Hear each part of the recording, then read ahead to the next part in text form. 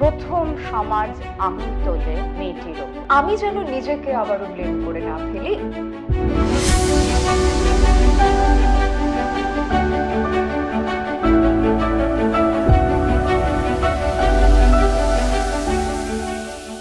নমস্কার, অঞ্জলি মানসিক স্বাস্থ্য অধিকার সংগঠনের পক্ষ থেকে আমি রত্নাবলী অনুষঙ্গে রত্নাবলীর রূবরুর প্রথম পর্ব আপনাদের সামনে নিয়ে আসছি।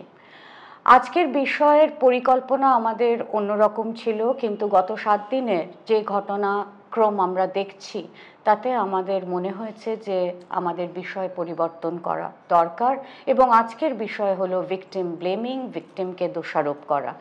আমরা জানিয়েছিলাম যে আমরা চিঠি নেব আপনাদের, কিন্তু সেটা আমরা নিতে পারলাম না।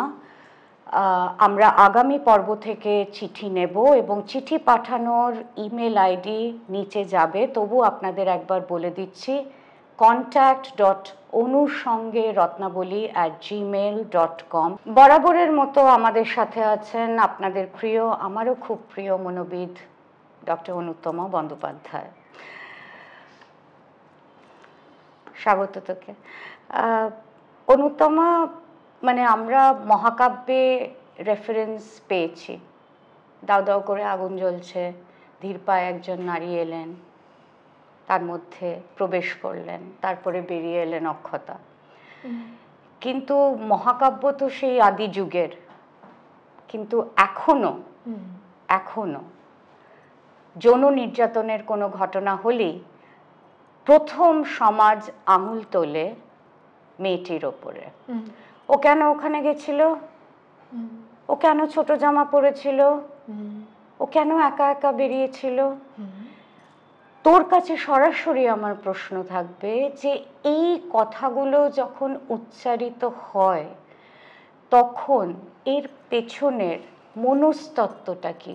বিশেষ করে কি কোনো এক ধরনের পার্সোনালিটি, এক ধরনের টেম্পারামেন্ট, এক ধরনের প্রবণতা অধিকারী মানুষরাই কি এই ধরনের কমেন্ট করেন?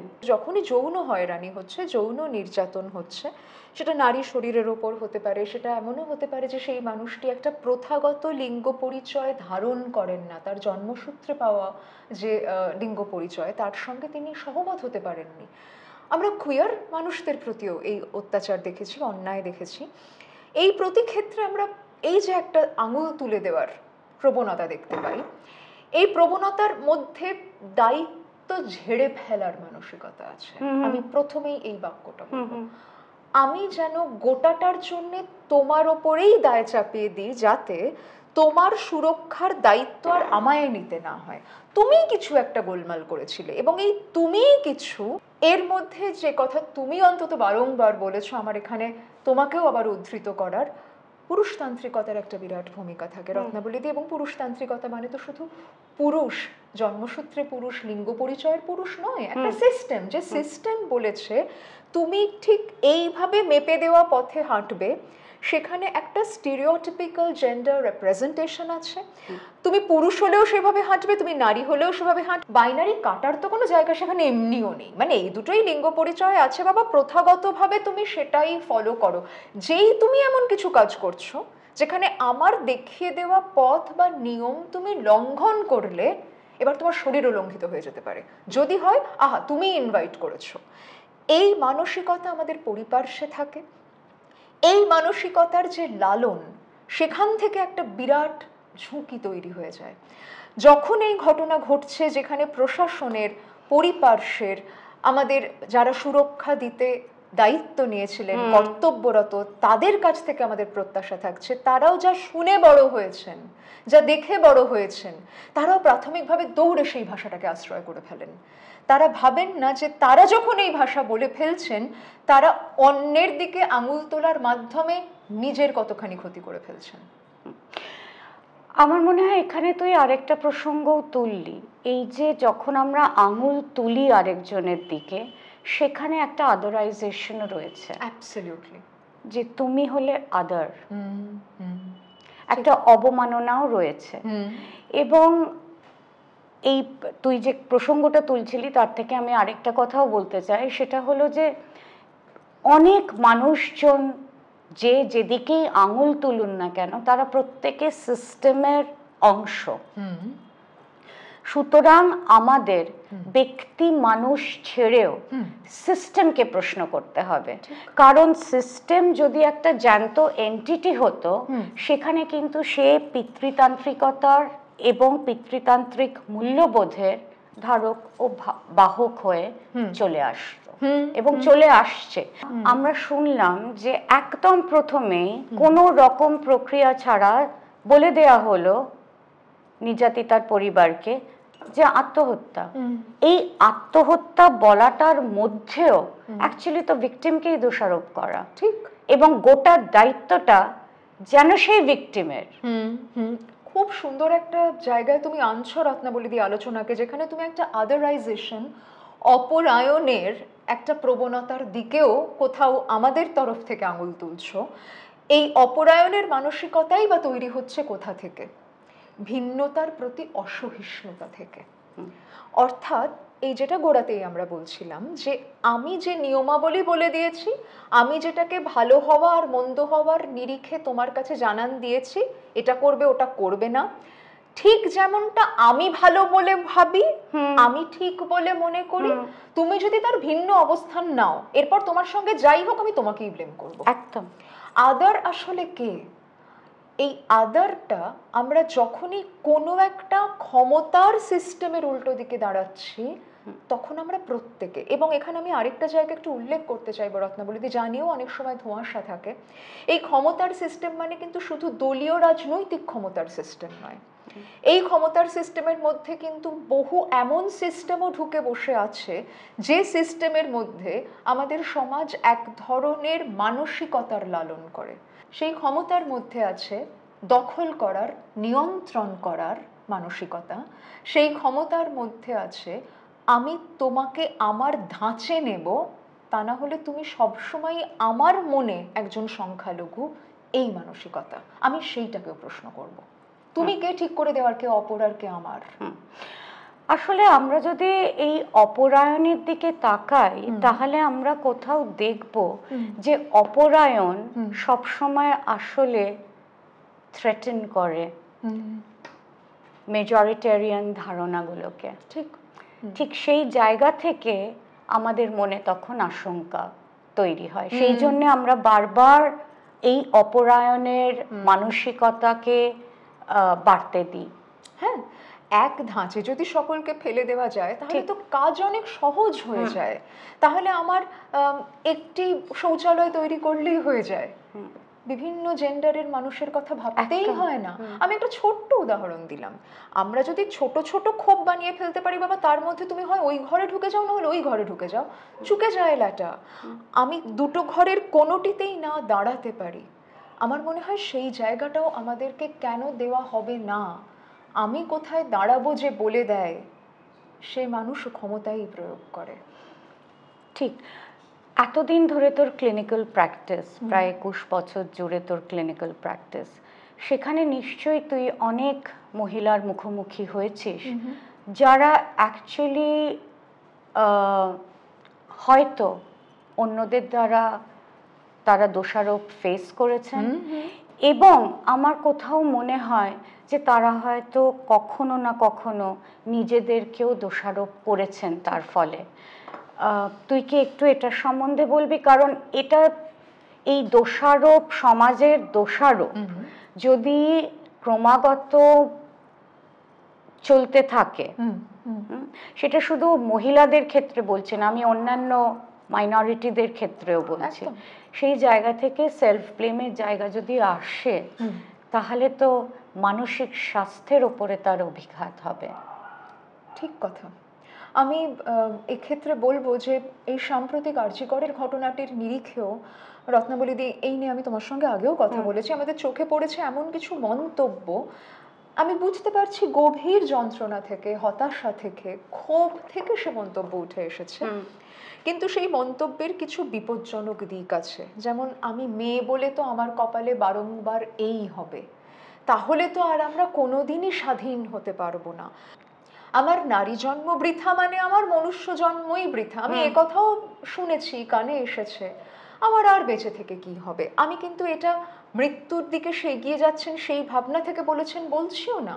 হয়তো উনি মনে করছেন যে এই উক্তির মধ্যে দিয়ে আমি আদতে জানাতে চাইছি যে আমি কতটা নির্যাতিতার পাশে আছি এবং একাত্ম বোধ করছি। কিন্তু মুশকিলটা হচ্ছে যে পিতৃতন্ত্র, পুরুষতন্ত্র, ক্ষমতাতন্ত্র আগাগোড়াই চেয়েছে যে তুমি এবার বাবা ঘরে ঢুকে যাও, আর বেরিও না। এই দোষটা আমিও তোমার ওপর দিয়েছি, তোমার দিকে যা ছুড়ে দেওয়া হলো তুমি লুফে নাও, তুমি ক্যাচ মিস করো না। সেলফ ব্লেমিং হচ্ছে ক্যাচটা ধরে নেওয়া। এবং যেই মুহূর্তে সে ক্যাচটা ধরে নিল, এবং তুমি ঠিক বলেছো এটা শুধুমাত্র তার লিঙ্গ পরিচয় দিয়েই নির্ণীত হয় না, আরো অনেক ক্ষেত্রেই আমরা দেখতে পাই যে তাকে যে দোষারোপটা দেওয়া হচ্ছে সে প্রথমেই সেটা তার দিকে নিয়ে নিল। যে মুহূর্তে সে নিচ্ছে এটা তার সেলফ টকিং এর অংশ হয়ে উঠছে। আমি বলবো ইনফ্যাক্ট সেলফ ব্লেমিং এর আগে একটা সেলফ টকিং থাকে।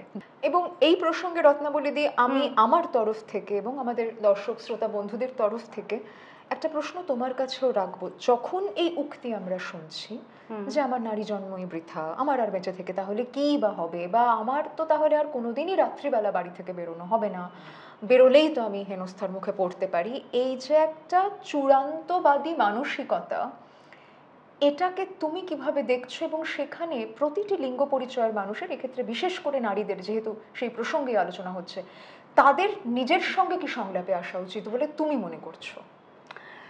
আসলে এটা না একটা বড় একটা ফাঁদ, এবং এই দোষারোপের মধ্যে দিয়ে যেটা হয় সেটা হলো যে আমরা ভাবতে শুরু করি যে আমাদের সেই আদিম যুগে ফিরে যেতে হবে যেখানে আমরা অসূর্যম পশ্যা। ঠিক। এবার এটার মধ্যে আরেকটা আমি অন্তত রাজনৈতিক দিক দেখি, যে আমরা নিজেরা যদি এই বদল নিজেদের মধ্যে আনতে না পারি, যেখানে আমরা স্পষ্টভাবে উচ্চারণ করব লড়কে লেঙ্গে, তাহলে কি করে বদল হবে? আমরা যদি কুকড়ে রিগ্রেশন এবং রিগ্রেসিভ জায়গায় চলে যাই, তাহলে বদল আনবে কে? অ্যাবসলিউটলি। এবং সিস্টেম তো বারবার তোমাকে সেদিকে ঠেলবে। তুমি সিস্টেমকে প্রশ্ন করবে না, তুমি সিস্টেমের মুখোশ খুলে দেবে না। নিজের বদল, সমাজের বদল, সিস্টেমকে চ্যালেঞ্জ করা, এগুলো কিন্তু সাইলোস নয়, এগুলো একই সাথে ধারাবাহিকভাবে করতে হবে। ঠিক। এবং এটার মধ্যে না আমার মনে হচ্ছে আরেকটা জিনিসও আছে। এটা বললে হয়তো আমি অত্যন্ত আনপপুলার হয়ে যাব।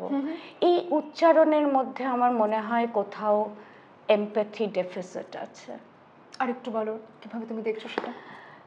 কারণ এই যে এই যৌন, এরকম হিংস্র যৌন নির্যাতনের পর যখন কেউ বলে ও বাবা তাহলে তো আমি বাড়ি থেকে বেরোতে পারবো না, তাহলে তো আমাকে বাড়িতেই থাকতে হবে, আমার তাহলে কি হবে, মেয়ে হয়ে বেঁচে থাকাটাই তো এখন দেখছি ভীষণ বিপদ।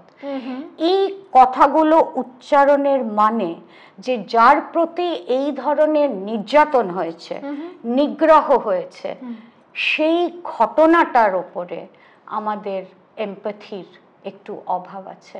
কারণ এই মুহূর্তে আমাকে নিয়ে ভাবার কথা নয়, আমি কি করব সেটা ভাবার কথা নয়, এই মুহূর্তে নির্যাতিতার জন্য আমরা কি করতে পারি সেইটা ভাবতে হবে। সুতরাং আমি এটার মধ্যে একটা এমপ্যাথি ডেফিসিট দেখতে পাচ্ছি, এবং সেটা আমাকে বড় বিব্রত করছে। দুরন্ত একটা জায়গা তুমি ধরলে, কারণ এই দিকটা কিন্তু সত্যিই আমরা ভাবি না। আমরা অনেক সময় এমন অনেক বাক্য বলছি, আমাদের মনে হচ্ছে যে আমি তারই সঙ্গে থাকার জন্য বলে ফেললাম, কিন্তু আদতে কি আমি তার সঙ্গে রইলাম, নাকি আমার নিজেকে বাঁচানোর তাগিদ থেকেই শুধু বলছি। এখানে না আরেকটা জায়গা আমার মনে হয় জানো তো রত্নাবলী, ক্লিনিক্যাল কাজ করতে গিয়ে পেয়েছি, এবং আমি সেই বিষয়েও তোমার মতামত জানতে চাইবো।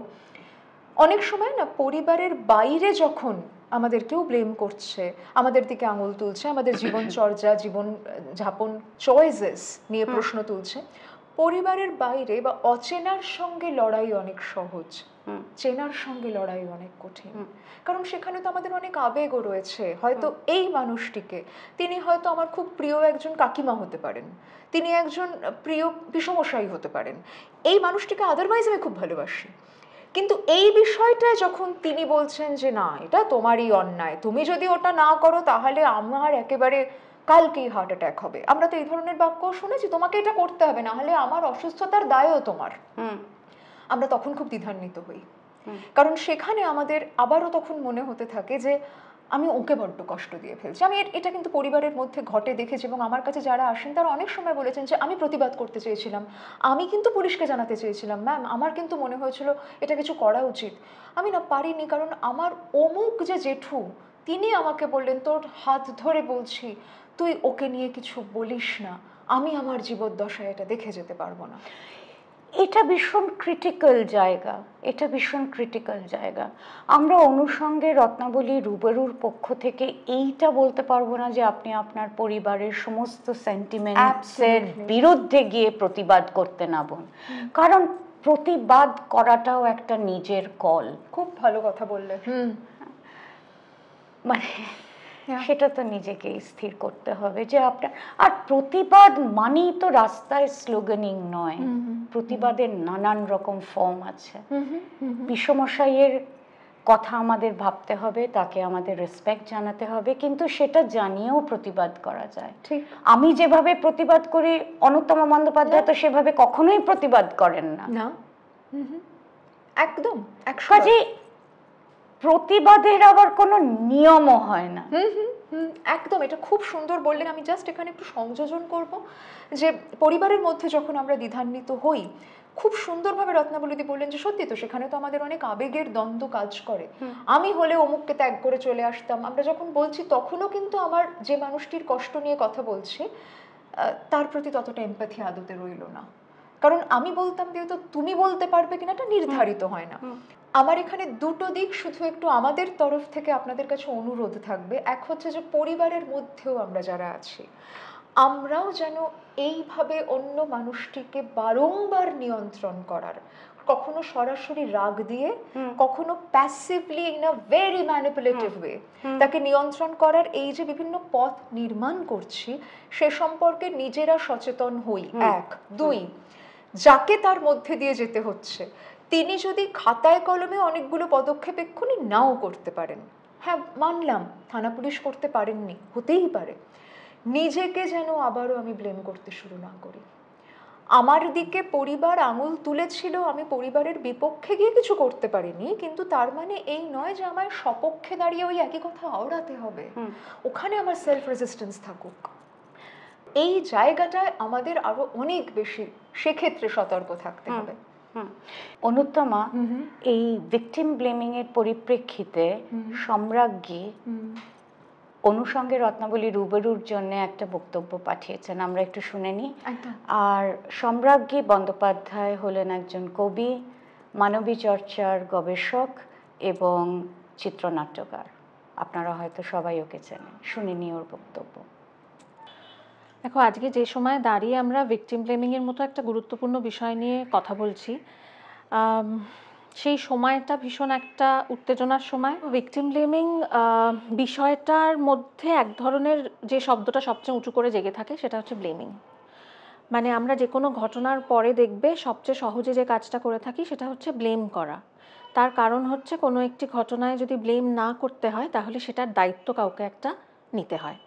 অর্থাৎ আমি তোমার সঙ্গে একটা কোনো অপরাধ ঘটেছে সেটাকে অ্যাড্রেস করার বদলে অনেক বেশি করে অ্যাড্রেস করছি যে তুমি নিজেকে অমুক একটা সিচুয়েশনে নিয়ে গিয়ে ফেলেছিলে কেন।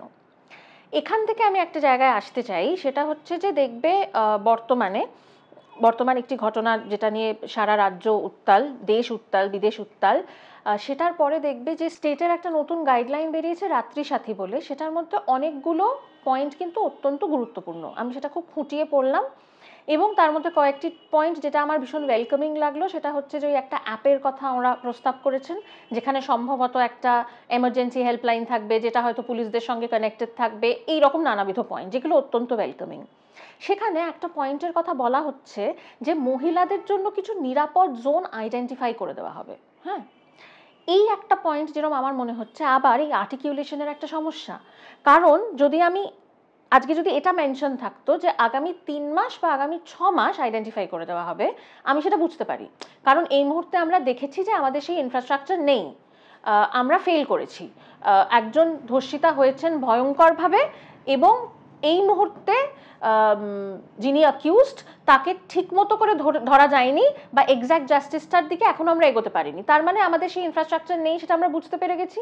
ফলে আমাদের যদি বলা হয় যে আগামী 3 মাস বা 6 মাস একটা সেফ জোন আইডেন্টিফাই করে দেওয়া হবে, আমার কোনো অসুবিধে নেই। অসুবিধাটা হচ্ছে যদি এটাকে একটা ইটার্নাল রুল ধরা হয় তাহলে আমার সমস্যা আছে। তার কারণ হচ্ছে তার মানে তো তুমি আমাকে বলে দেবে যে তুমি অমুক রাস্তাটা দিয়ে হাঁটতে পারবে, ওটা সেফ, কিন্তু তার পাশের রাস্তাটা দিয়ে হাঁটতে পারবে না। মানে আমার পুরুষ বন্ধুরা যে কোনো রাস্তায় রাত্রিবেলা বেরোতে পারবে, আমি পারবো না। স্টেটকে আমি যদি জাস্ট ক্ষমতা হিসেবে ভাবি, তাহলে একটা ওয়ার্ক স্পেসও ক্ষমতা, একটা ইনস্টিটিউশনও ক্ষমতা। যে কোনো জায়গায় যে পাওয়ার পজিশনে রয়েছে, ধরো আমি একটা জায়গায় চাকরি করতে গেছি, তাহলে আমার ওয়ার্ক স্পেসের সেই পরিকাঠামোটার দায়িত্ব, মানে আমি এই জন্য ওয়ার্ক স্পেস বলছি, যদি সেটা সরকারি ওয়ার্ক স্পেস হয় তাহলে সেই দায়িত্বটা সরকারের, কিন্তু যদি বেসরকারি হয় তাহলে মালিক পক্ষের। ওয়ার্ক স্পেসের কিন্তু পরিকাঠামোর সেই দায়িত্ব যে আমার জন্য সেই সুরক্ষাটা সে নির্ধারণ করে দেবে, এবং সেটা দিতে যদি সে না পারে তখন আমাকে, এই যে এখন আমি দেখছি চারিপাশ জুড়ে এটা বলা হচ্ছে যে মেয়েদের ছুরি নিয়ে বেরোতে হবে, মেয়েদের ছোট্টবেলা থেকে ক্যারাটে শিখতে হবে, এই জায়গাগুলো আমার কাছে ভীষণ প্রবলেম্যাটিক। তার কারণ হচ্ছে এটা হয়তো ভিকটিম ব্লেমিং না, কিন্তু এখানেও এই ওনার্সটা একজন ভিকটিমকে নিতে হচ্ছে। তার মানে এখানে ভিকটিম বলতে আমি পার্টিকুলার ভিকটিমের কথা বলছি না, কিন্তু আমি বলছি যেহেতু দেখা যাচ্ছে মেয়েরা ভিকটিম হচ্ছে, তার মানে মেয়েদেরই বুঝতে হবে যে আমি ব্যাগে করে ছুরি নিয়ে যাব, নাকি আমি কারাটে শিখবো, নাকি আমি কি করে নিজেকে প্রোটেক্ট করব। তার মানে আবার ওনার্সটা আমাদের ওপর চলে আসছে। তো এইখানেই আমার মনে হচ্ছে, অর্থাৎ এটাকে ব্লেমের মতো দেখতে নয়, কিন্তু এটাও কিন্তু আসলে এক ধরনের একটা ব্লেমিং। এতক্ষণ ধরে আমি মূলত ব্লেমিং শব্দটার উপর জোর দিচ্ছিলাম। ভিকটিম শব্দটার উপর জোর দিলেও কিন্তু এই জায়গাটা বলা দরকার যে ভিকটিমও কিন্তু কোনো ইউনিভার্সাল শব্দ নয়, অর্থাৎ ভিকটিমও নানান রকমের হয়। সেইখানে দাঁড়িয়ে আমার মনে হয় যে কোনো মানুষকে যদি আমরা মেনে নিই যে তিনি ভিকটিম, সেটা প্রুভ করার আগেও যদি সে বলে যে সে ভিকটিম, তাহলে সেখানে আমাকে প্রথমে একটা মান্যতা দিতে হবে। এই জন্য, মানে সেটা আইনও এই জন্যই বলে, তার কারণ হচ্ছে আমি ভিকটিম কথাটা বলা অত্যন্ত মুশকিলের একটা কথা। ফলে কেউ যদি এগিয়ে এসে সেই কথাটা দাবি করেন, তাহলে তাকে আমার প্রথম যেটা আমি তাকে দিতে পারি সেটা হচ্ছে আমি তাকে একটা শ্রুতি দিতে পারি, অর্থাৎ তার কথা আমি শুনবো। এটা প্রধান জায়গা হওয়া উচিত। এবং এই ভিকটিম ব্লেমিংয়ের প্র্যাকটিসের মধ্যেও কিন্তু আমরা দেখব, মানে এই কথাটাও আমি আলাদা করে উল্লেখ করতে চাই, অর্থাৎ যখনই এই ধরনের কোনো ঘটনা ঘটে, একটা নারী পুরুষের বিভাজন ঘটে, সেটা কিন্তু একেবারেই প্রত্যাশিত নয়। তার কারণ হচ্ছে বারংবার এই কথাটা বলার দরকার যে ভিকটিম বললেই যে আমরা ধরে নিচ্ছি এসেনশিয়ালি মহিলা নাই হতে পারে, ভিকটিম একজন পুরুষও হতে পারে, একজন ট্রান্সও হতে পারেন। সেখানে দাঁড়িয়ে ব্লেমিং নানান রকমের হতে পারে, কিন্তু এই মুহূর্তে দাঁড়িয়ে হয়তো ঘটনার প্রেক্ষিতে আমরা ভিকটিম বলতে মহিলাদেরকে ধরছি। সেখানে দাঁড়িয়েও আমি বহু ক্ষেত্রে দেখেছি যে ভিকটিম ব্লেমিং হয়তো একজন পুরুষ করছেন না, সমাজের হয়তো মহিলারাই করছেন। ধরা যাক মিটু কেসের কথা আমি বলতে চাই এখানে।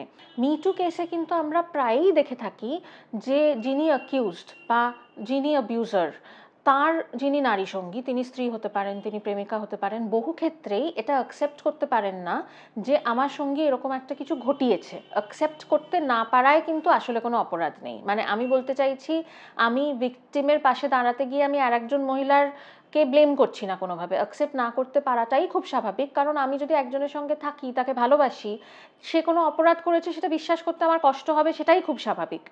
কিন্তু অসুবিধাটা কোথায় হয়, যেহেতু সমাজ বা সিস্টেম আমাকে একটা ব্লেমিংয়ের অস্ত্র দিয়ে দিয়েছে, আমাকে শিখিয়ে দিয়েছে, সেহেতু আমি নিজের সঙ্গে টাইম স্পেন্ড না করে, নিজের সম্পর্কের দিকে না তাকিয়ে, নিজের সঙ্গীর দিকে না তাকিয়ে, আমি প্রথমেই যেটা করি, আমি ওই উল্টো দিকে যে বলছে যে আমি অ্যাবিউজড, এই মুহূর্তে আমি ধরে নিচ্ছি যে সে মেয়ে, আমি তার দিকে আঙুল তুলে দিই। ফলে আমরা বহু সময় দেখব যে ভিকটিম ব্লেমিং কিন্তু মহিলারাও করে থাকেন।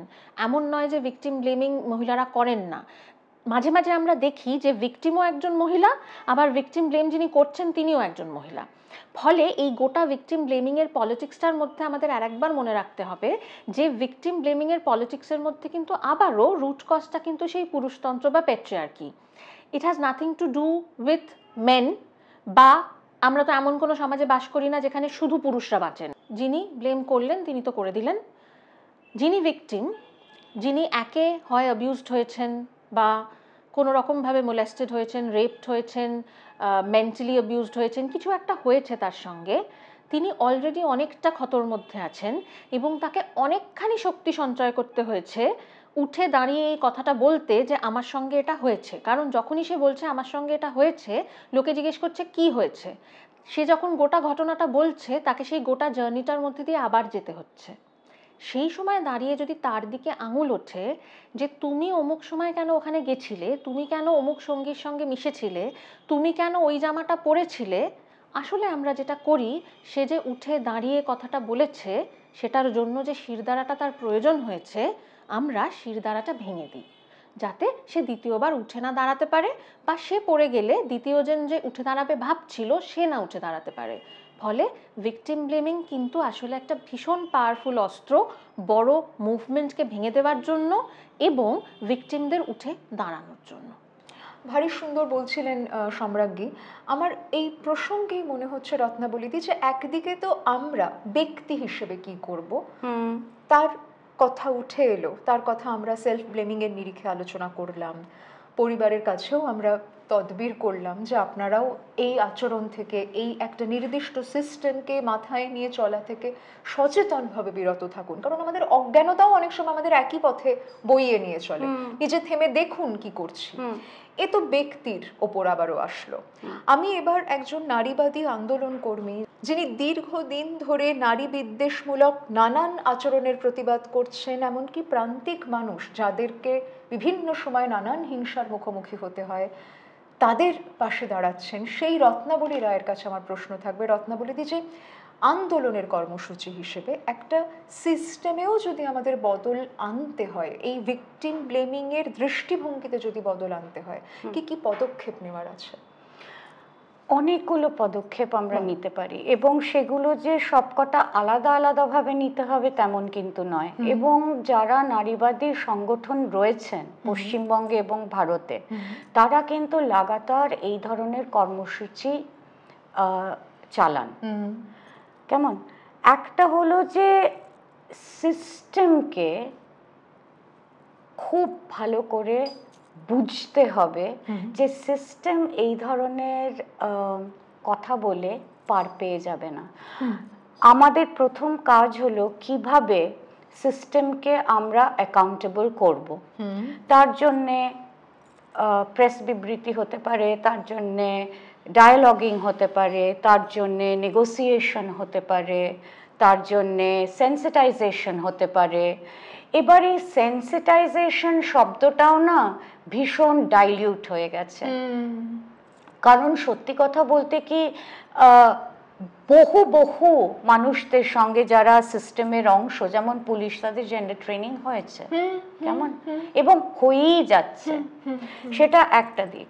2 নম্বর দিক হলো যে আমাদের বারংবার ক্ষমতার সোপানতন্ত্রের কথা মনে করিয়ে দিতে হবে।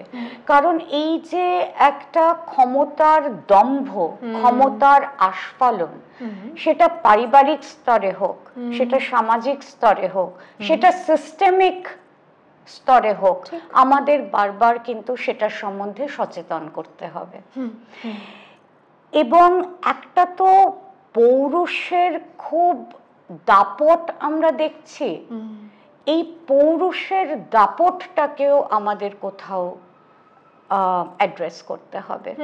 এবং সেটা নিয়েও অনেক কাজ চলছে। এমন নয় যে এই কথাগুলো নতুন, এমন নয় যে এটা নিয়ে আগে কখনো কথা হয়নি। এই প্রত্যেকটা জিনিসই হচ্ছে। এবং ইদানিং এর দাবি হলো যে ভিকটিম ব্লেমিংকে আইনের আওতায় নিয়ে আসা। তুমি কি মনে করো? আমি মনে করি যে আইন আছে, এবং আইনের অনেক দিক শীতল ঘরে চলে গেছে। সেগুলোর এনফোর্সিয়েবিলিটি, সেগুলোর ইমপ্লিমেন্টেশন আমরা যদি জোরালোভাবে দাবি না করি, তাহলে শুধু আইন দিয়ে হবেও না। কিন্তু লিটিগেশন কি স্ট্র্যাটেজিক নয়? Of course strategic. প্রচুর পিআইএল ফাইলড হয়েছে ইতিমধ্যে, এবং আজকেই বিকেলে আমার একটা মিটিং আছে যেখানে আমরা কিভাবে আরো আইনিভাবে এগিয়ে যাওয়া যায়, প্রতিবাদের ভাষায় কি করে আইনকে যুক্ত করা যায়, সেই নিয়ে আমরা কথা বলবো। অসাধারণ। ইনফ্যাক্ট আমরা বোধহয় আজকের আলোচনাকে এবার একটু সংহত করে গুটিয়েও আনবো। আমি শুধু একটা জায়গা জানাতে চাইবো এখানে, তোমাকেও এবং বাকিদেরকেও। তোমার কাছ থেকেও এটা দেখার আছে রত্নাবলীতে, আমি তোমার সামনেই বলছি। এই যে কিছু হলেই ও তো পাগল, এই যে পাগল শব্দের একটা সময় প্রায় একটা বহুল প্রয়োগ শুরু হয়ে গিয়েছিল, খুব অসংবেদনশীল প্রয়োগ শুরু হয়ে গিয়েছিল।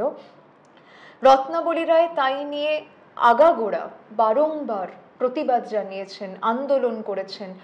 ঘরের মধ্যে আড্ডা স্তরেও যখন বন্ধুরা বলেছে পাগল বলা যাবে না, আমরা হয়তো অনেক সময় হাসাহাসিও করেছি, কিন্তু উনি কেন করছেন এর একটা কারণ ছিল। এই পাগল শব্দটিকে কিন্তু আমি কোনো মহিমান্বিত অর্থে ব্যবহার করছিলাম না। রত্নাবলীদি বারংবার তার প্রতিবাদ করতে করতে করতে করতে আজকে এই শব্দটি কি আইনিভাবে করা যায় না প্রয়োগ, তা তো নয়, কিন্তু মানুষ সচেতন হয়েছেন। অনেক সময় হয়তো ঠাট্টা করেও বলেছেন যে ওরে বাবা তোমার সামনে তো এটা বলা যাবে না, কিন্তু বলছেন তো যে তোমার সামনে বলা যাবে না। এই যে একটা ভাবনার বদল, কখনো সেটা ভেতর থেকে হতে পারে, কখনো বাইরে ও এক্ষুনিও এটা নিয়ে রেড়ে করে উঠবে বলেও হতে পারে, কিন্তু করার দরকার আছে। আমার মনে হয় ভিকটিম ব্লেমিং এর ক্ষেত্রেও যদি আমরা এইটুকু মাথায় রাখতে পারি, নট ইন মাই রুম, আমার ঘরে আমার সামনে বসে এটা বলো না, এইটুকু দিয়ে শুরু করা যায় কিনা। আমার সামনে যদি কেউ বলে, আমি বলবো তুমি তো গোটাটা জানো না, আমিও ওখানে ছিলাম না, not here, not in my room. এই বাক্য দিয়ে আজকে আমরা অনুষঙ্গে রত্নাবলী রুবারুর প্রথম পর্ব শেষ করলাম। আর আমরা আবারও আপনাদের কাছে চিঠি চাইব। চিঠি পাঠাবার ইমেল আইডি হলো contact.অনুসঙ্গেরত্নাবলী@gmail.com। খুব সহজ, নিচে যাচ্ছে স্ক্রলে, প্লিজ দেখে আমাদের চিঠি পাঠাবেন, প্রশ্ন পাঠাবেন, আর একটু ছোট করে লিখবেন যাতে আমরা মানে অনুতম যখন পড়বেন তখন গোটা চিঠিটা যাতে পড়তে পারেন, কেমন? আর সজাগ থাকবেন, সরব থাকবেন ভিতরে বাইরে। নমস্কার।